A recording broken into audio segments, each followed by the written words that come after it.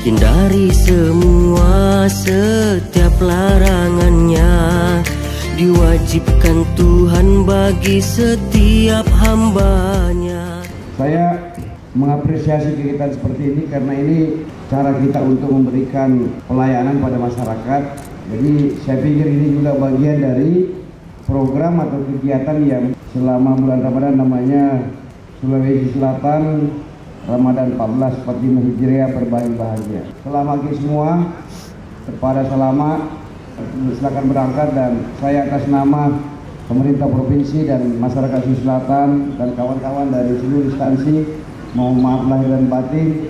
Mudah-mudahan semua dalam keadaan sehat sampai di tujuan. Kita berpuasa sebulan lamanya, Tuhan menguji kita sampai waktu tiba.